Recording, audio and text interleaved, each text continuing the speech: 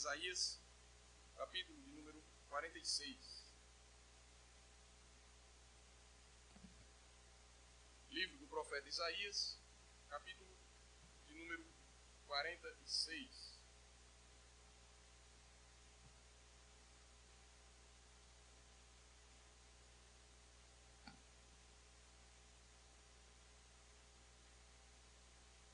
Isaías 46. Irmãos, nessa semana que acabou de se passar, todos nós fomos surpreendidos pelo atentado contra a vida do senhor Jair Messias Bolsonaro. Todos nós fomos pegos de surpresa, sabemos exatamente o que aconteceu, as notícias se divulgam com extrema velocidade. Sabemos que Jair Bolsonaro, candidato à presidência da República, que lidera as pesquisas de intenção de voto, fazia uma caminhada em plena rua na cidade de Juiz de Fora, Minas Gerais, ocasião na qual ele foi surpreendido por um indivíduo que o esfaqueou, recebeu ali uma facada na região do abdômen, sendo socorrido imediatamente e às pressas sendo também operado. Irmãos, embora o seu estado de saúde seja estável e os últimos boletins médicos atestam disso, e apesar de aparentemente ele não correr mais risco de morte, ficou, de certa forma, algumas incertezas em relação à sua candidatura, se afinal de contas o seu vice vai fazer, ou se os seus filhos vão assumir a campanha, se ele vai fazer a campanha através de vídeos de dentro do hospital. Então ficamos com essa incerteza, dentre outras tantas, que já fazem parte do cenário político brasileiro. Mais uma no meio de tantas incertezas, a incerteza política, a incerteza econômica, a incerteza na segurança pública, a incerteza nas políticas de saúde. Incertezas, irmãos, nas quais esse vasto país encontra-se imerso, encontra-se quase que praticamente afundado. Irmãos, e nós, no meio de todas essas incertezas, nesse turbilhão de acontecimentos, nesse redemoinho de fatos que se sucedem dia após dia, nós tentamos manter um mínimo de serenidade, nós tentamos manter um mínimo de uma postura coerente, tranquila, sensata, perguntando o que é que vai acontecer no futuro próximo. Irmãos, a palavra de Deus nessa noite é para você que, assim como eu, precisa de algo firme a que se apegar. A palavra de Deus nessa noite é para você que, assim como eu, precisa de um lugar sólido para poder colocar os pés. A palavra de Deus nessa noite nos diz o seguinte: Bel se encurva, Nebo se abaixa. Os ídolos são postos sobre os animais, sobre as bestas. As cargas que costumáveis levar são canseira para as bestas já cansadas. Esses deuses juntamente se abaixam e se encurvam. Não podem salvar a carga. Eles mesmos entram em cativeiro. Ouvi-me, ó casa de Jacó, e todo o restante da casa de Israel. Vós, a quem desde o nascimento carrego e levo nos braços desde o ventre materno. Até a vossa velhice eu serei o mesmo. E ainda até as cãs eu vos carregarei. Já o tenho feito, levar-vos-ei, pois, carregar-vos-ei e vos salvarei. A quem me comparareis, para que eu lhe seja igual? E que coisa semelhante confrontareis comigo? Essa é, irmãos, a palavra do Senhor. Oremos. Senhor nosso Deus, nosso Pai, parafraseando o apóstolo chamado para ser o principal, nós dizemos aqui nesta noite que só Tu tens as palavras da vida eterna. Por isso nós nos colocamos diante de Ti, sentados aos Teus pés, esperando, e assim respondemos a Tua palavra nessa noite, dizendo: fala e os Teus servos ouvem. É a nossa oração em nome do nosso Senhor Jesus Cristo. Amém. Irmãos, Isaías, ele foi o profeta levantado por Deus para falar a um povo de coração duro. O que seria, de certa forma, redundância, porque todos os profetas foram levantados por Deus para falar a pessoas de coração endurecido.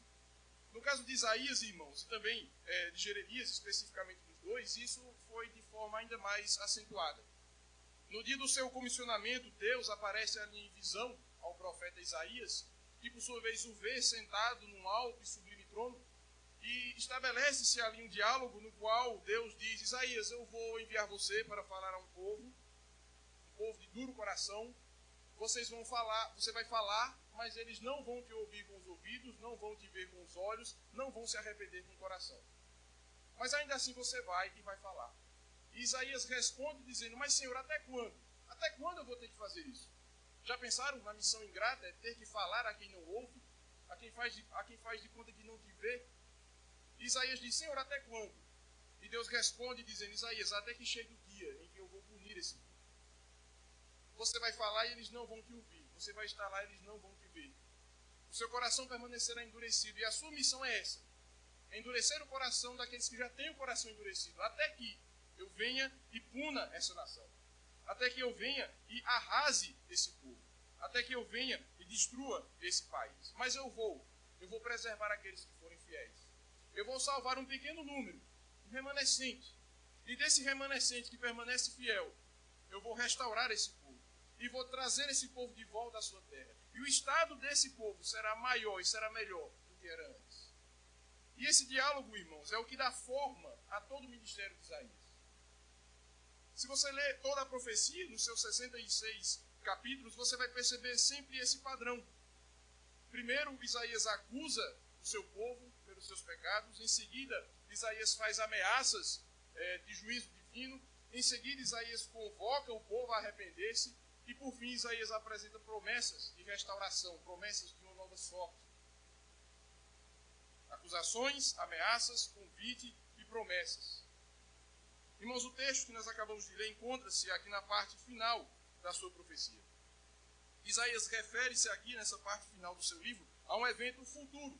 É interessante que Isaías profetizou coisas que deveriam acontecer no seu tempo e aconteceram, e coisas que deveriam acontecer no tempo futuro. Então, Isaías dirige-se aqui no final do seu livro, referindo-se a eventos ainda futuros. Especificamente, ele fala aqui do cativeiro da Babilônia.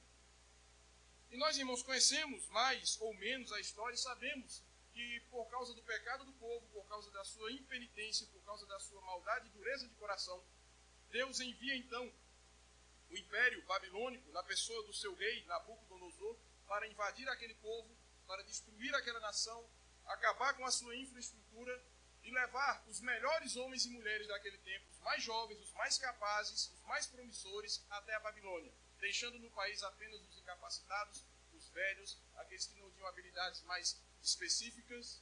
E esse, meus irmãos, foi o cativeiro da Babilônia. É interessante observar que isso aconteceu exatamente como o profeta Isaías disse. 200 anos após Isaías escrever isso, aconteceu exatamente como foi dito. E a profecia, irmão, cumpriu-se em detalhes tão pormenorizados que alguns críticos, inclusive, acusam Isaías de ser uma farsa, porque ele foi tão preciso nos seus detalhes que, dizem os críticos, ele só poderia ter sido escrito depois dos eventos. Mas, irmãos, nós cremos na inspiração da palavra de Deus, na inspiração das profecias, e cremos que Isaías antecipa em 200 anos, com detalhes, aquilo que deveria acontecer. De modo, irmãos, que esse texto que nós acabamos de ler foi também lido por aqueles que foram levados cativos para a Babilônia. E nós podemos, irmãos, nos colocar no lugar daqueles homens e mulheres, exilados, expatriados, levados para fora da sua pátria, para fora do seu país, longe de sua terra, longe de suas raízes. O seu país que havia ficado para trás estava arrasado, desolado, destruído. Aquelas pessoas estavam longe do local de culto, de Jerusalém, do templo, que por sua vez também havia sido destruído.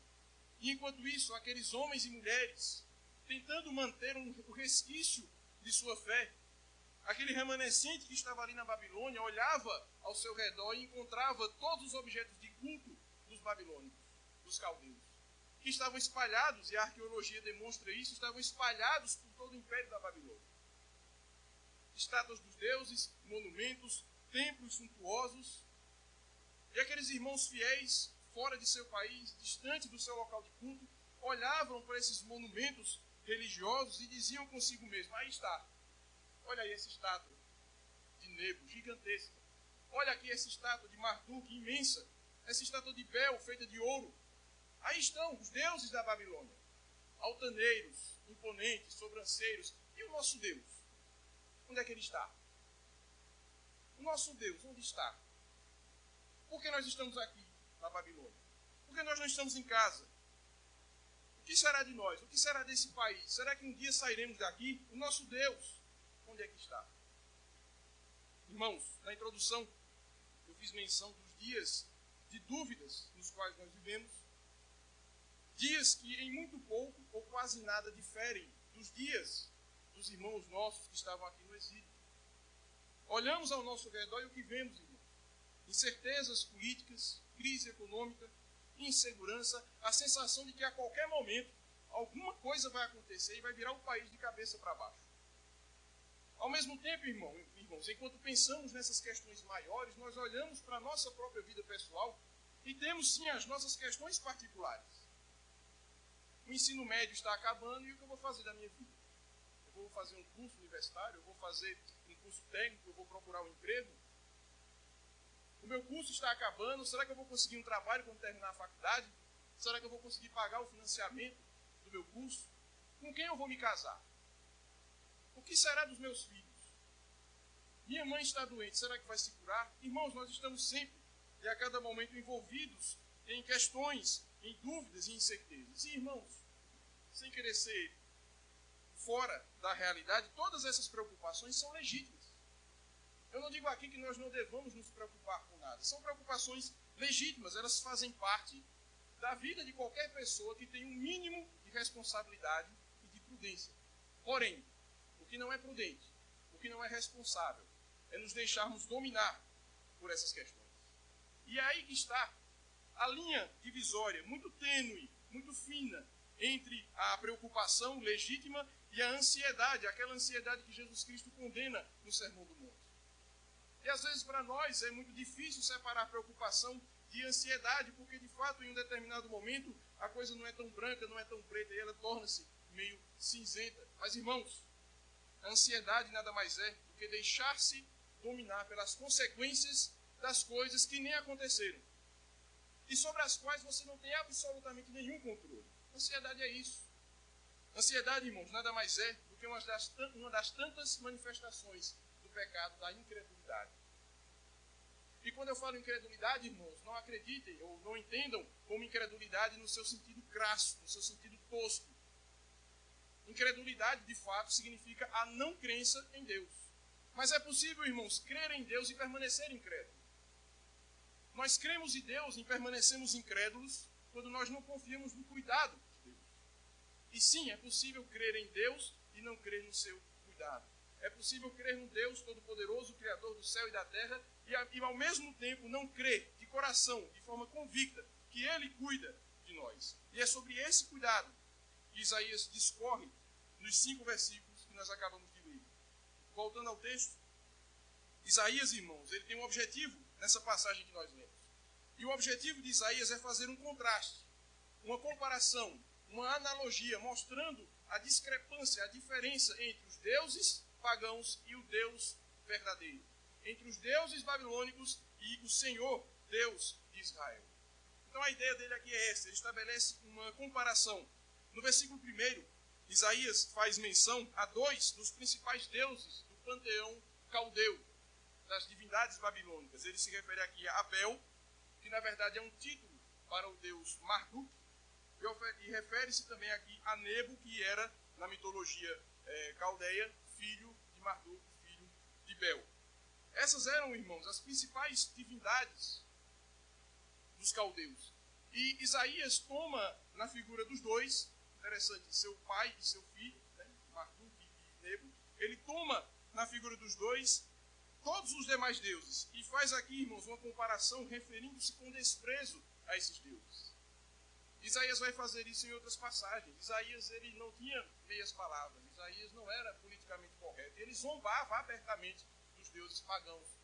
E ele zomba, irmãos, desses deuses, fazendo referência ao fato de que eles precisavam ser carregados por animais.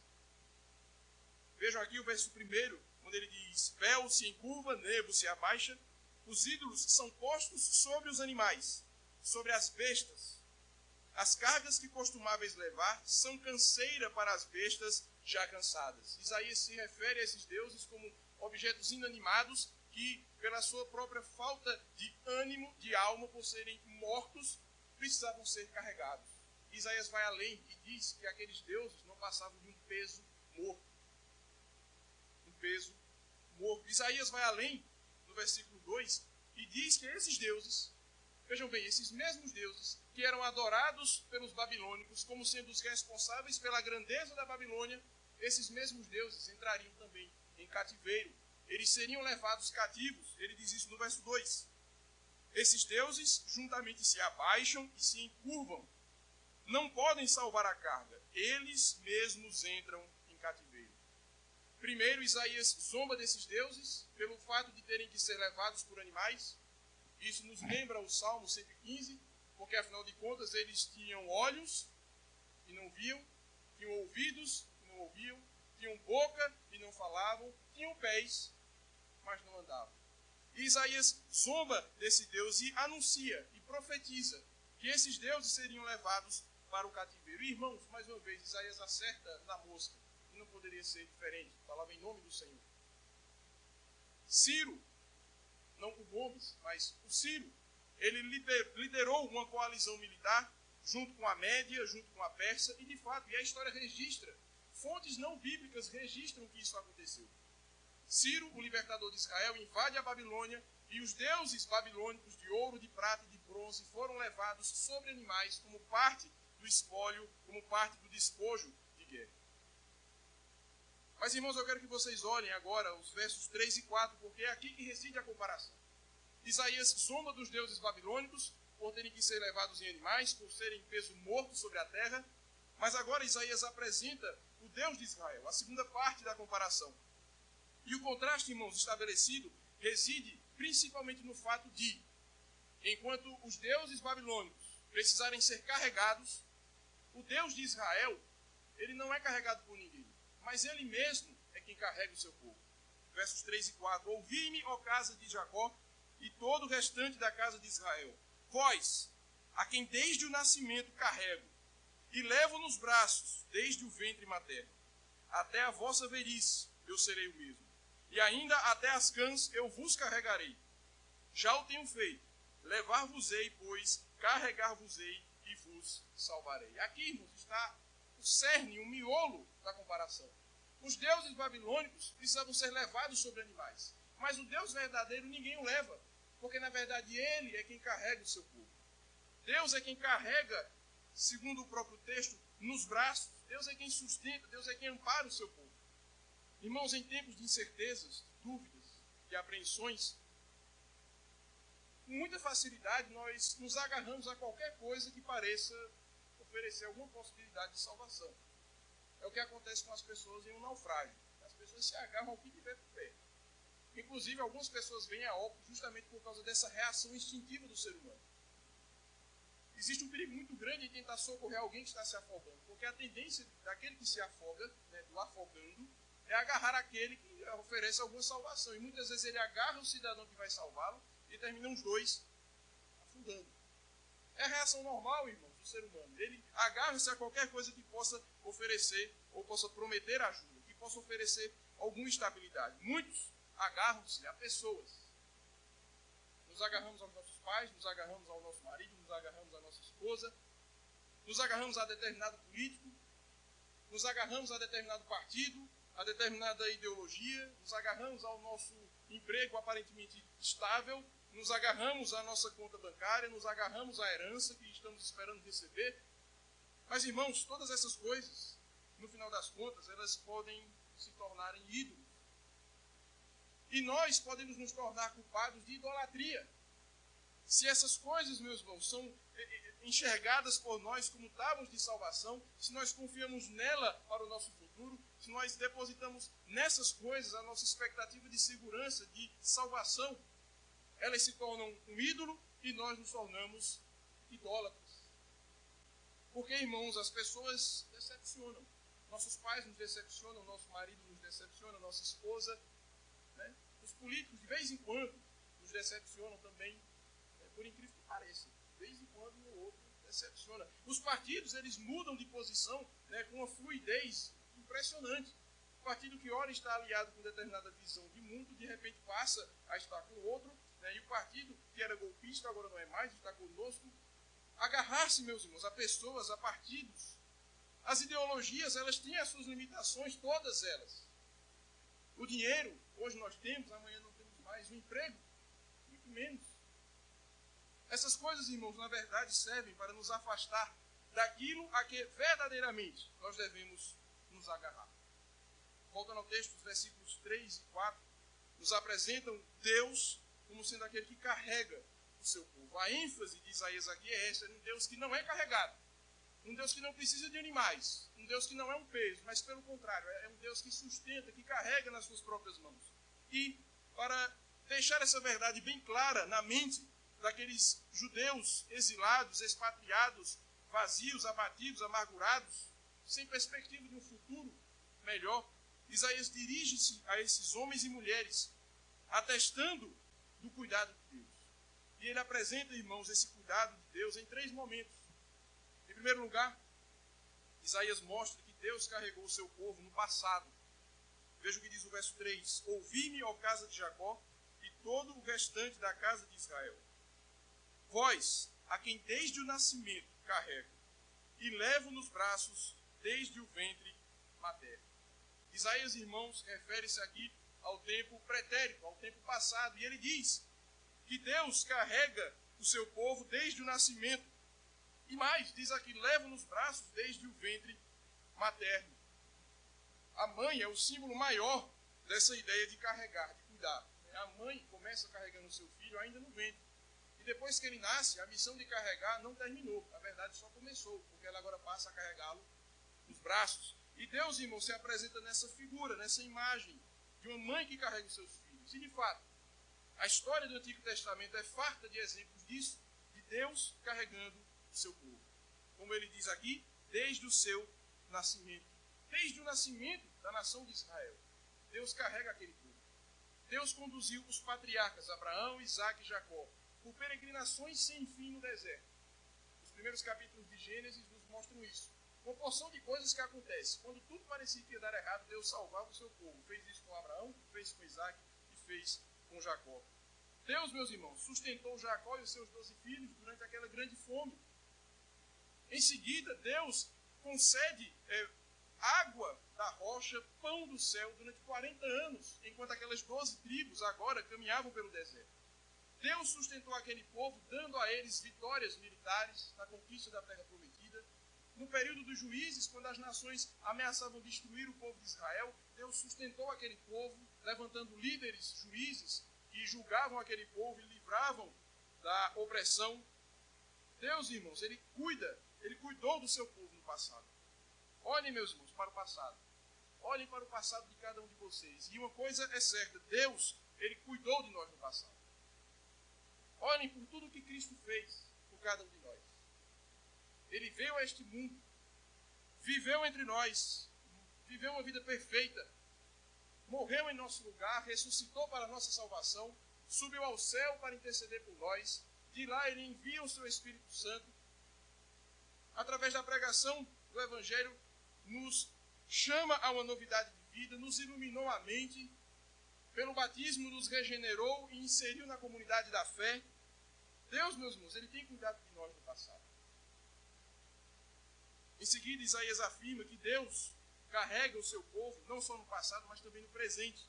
Veja o que diz aqui o verso 4, especificamente quando ele diz assim: até a vossa velhice eu serei o mesmo, e ainda até as cãs eu vos carregarei. E aí ele diz: já o tenho feito. Já o tenho feito. É como se Deus dissesse: olha, eu vou carregar vocês até para sempre. Inclusive, eu estou carregando vocês agora. Vocês podem não perceber, porque vocês estão no exílio. Vocês podem não perceber, porque vocês estão na Babilônia. Vocês podem não perceber, porque estão distante de Jerusalém, porque o país de vocês ficou para trás. Vocês podem não perceber, mas eu estou carregando vocês. Agora, nesse exato e preciso momento. É verdade, irmãos, que aqueles homens estavam fora de seu país. É verdade que estavam lamentando a perda da sua nação, a destruição das suas casas. Mas, irmãos, eles não estavam longe do cuidado divino. Deus preservava a cada um daqueles que permaneciam fiéis. É interessante, irmãos, que essas profecias não são dirigidas a todo o povo de Israel, mas ela é dirigida aos remanescentes. Você pode observar isso no verso 3. Ouvi-me, ó casa de Jacó, e todo o restante da casa de Israel. Às vezes, irmãos, nós não podemos discernir o cuidado de Deus, porque nós não avaliamos a situação como ela de fato é. nós nos guiamos por vistas e não por fé, muitas vezes. Mas Deus, ele carrega o seu povo no presente. Olhe para você agora mesmo. Olhe, meus irmãos, para tudo que Cristo faz por você. Não só pelo que ele fez, mas pelo que ele faz hoje. Ele perdoa os teus pecados todo santo dia. Ele está nesse exato momento intercedendo junto ao Pai para que a sua fé, a minha fé, não desfaleça. Ele prometeu, irmãos, que estaria conosco, não só no futuro, na consumação do século, mas agora e até lá. Através do sacramento da Santa Ceia, ele mesmo se oferece a nós, na sua carne, no seu sangue. Ele mesmo nos acompanha todos os dias, todas as horas, em todos os lugares, através do seu Santo Espírito, através da igreja, do ministério ordenado da igreja, da pregação, da disciplina. Através disso, Jesus Cristo nos repreende, nos exorta, nos instrui, nos consola. Enquanto tantos têm esfriado e se afastado da comunhão do povo de Deus e do Evangelho, nós estamos aqui. Aos trancos e barrancos, é verdade, precisando muito e sempre melhorar, mas estamos aqui ainda. Deus, meus irmãos, nos carregou no passado, mas também nos carrega no presente. E por fim, Isaías não apenas dirige-se aos abatidos judeus exilados, mencionando os cuidados pretéritos e presentes, mas também garantindo o cuidado futuro. Você pode ver isso no verso 4, quando ele diz: até a vossa velhice eu serei o mesmo, e até as cãs eu vos carregarei. Já o tenho feito, levar-vos-ei, pois, carregar-vos-ei e vos salvarei. Deus, irmãos, ele tem nos sustentado, tem nos carregado nos braços, e tem feito isso não só no passado, não só agora, mas ele promete que continuará a fazer.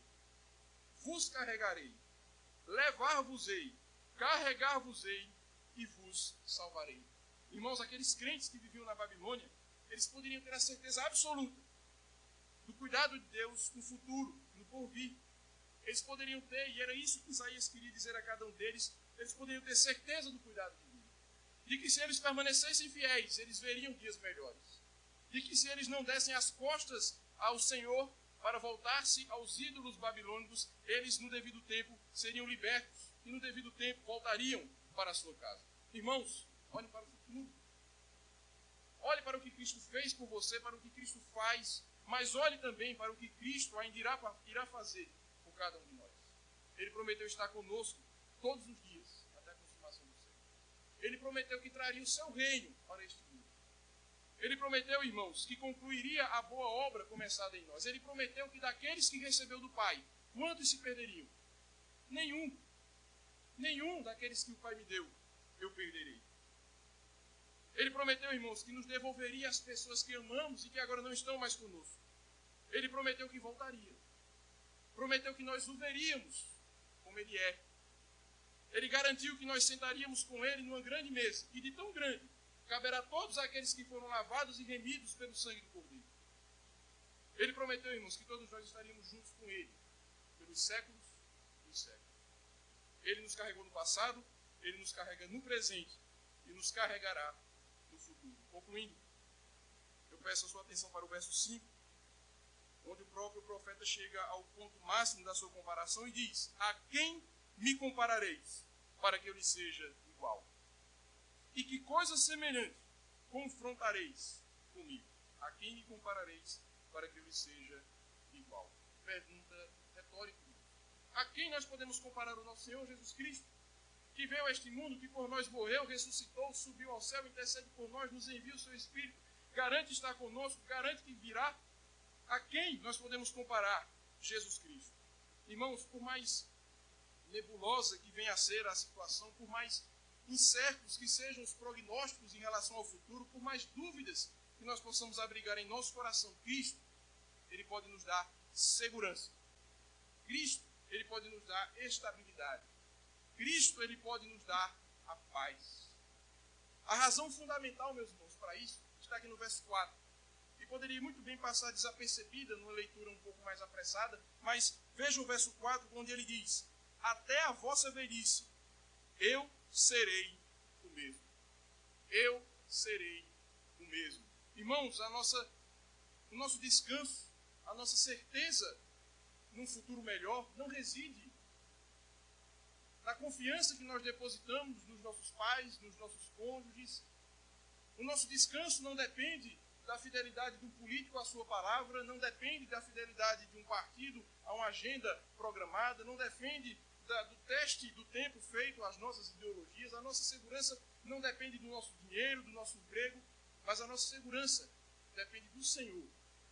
Aquele que diz que não muda até a vossa velhice, eu serei o mesmo. E ele diz ainda até as cãs. Cãs aqui nada mais são do que os cabelos brancos. Nós mudamos, nós ficamos velhos, os nossos cabelos ficam brancos, em alguns casos eles até caem, mas Deus diz, eu sou o mesmo.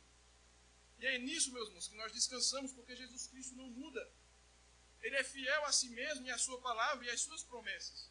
O nosso descanso está em Jesus Cristo, em quem não há mudança nem sombra de variação. Oremos. Senhor nosso Deus, bendito Pai, nós te damos graças pela tua palavra, te damos graças pelo consolo que nos é fornecido nas Sagradas Escrituras, de modo que em dias de turbulência, de dúvida, de incerteza, de apreensão, nós podemos, ó Deus, nos agarrar. Nos agarrar, ó Deus, não em qualquer tábua de salvação, não em qualquer coisa que apareça boiando à deriva, mas nós podemos nos agarrar na rocha, naquele que de fato prometeu estar conosco e está. Podemos, ó Deus, fincar os nossos pés, não na areia movediça dos socorros humanos, mas podemos colocar os nossos pés naquele que é o fundamento da igreja, naquele que é o alicerce do povo de Deus. Ó Deus, nós te damos graças por isso, porque o Senhor tem falado aos nossos corações. E pedimos assim, que o teu Santo Espírito nos console, nos conforte, que nós estejamos, ó Deus, dando de costas a todos os socorros humanos, a todas as alternativas, e nos voltando para Cristo, e somente Ele. Porque nele há salvação, nele há redenção, nele há segurança, paz e certeza de dias melhores. Ajuda-nos a permanecer fiéis, para a honra e glória do teu nome. É o que nós te pedimos por Cristo, Senhor nosso. Amém.